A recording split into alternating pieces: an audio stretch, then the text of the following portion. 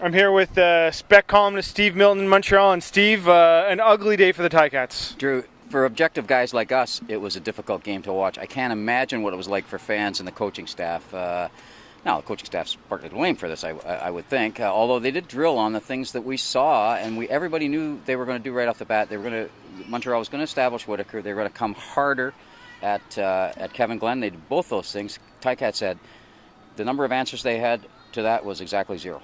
I mean, there was a lot at stake in this game. It was an opportunity for the Ticats to show they could win on the road, take control of second place in the East, win a season series, and they just came out completely flat and got dominated. How do you explain something like that? I think I don't know how to explain that 43 guys come up, or 42 guys come up that flat. I think you got to hang this one on the team leaders, the best players on the team, because they have to have they still have a fairly young team except for the team leaders. And those guys have to, and that would include Kevin Glenn and Dave Stala and the three linebackers and a couple of guys up front, Stevie Baggs and Hickman. And none of those players delivered today. And neither did anybody else except for Medlock, who continues to prove that he's the MVP on this team, and there's nobody even close.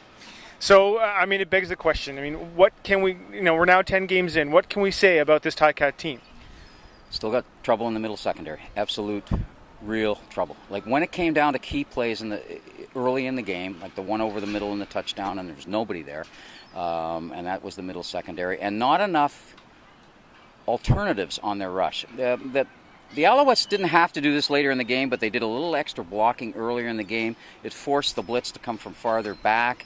It made the blitz a little more easy to read, I think, and I think they've got to come up with a little more varieties on those to handle the things that other teams throw at them, and a bit of that is a coaching function, like not just the head coach, but the position coaches as well.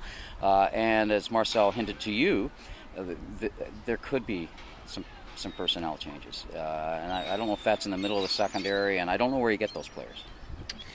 Make sure you check out thespec.com and the Scratching Post blog on Monday for a full game report from Molson Stadium in Montreal. This is Steve Milton. I'm Drew Edwards.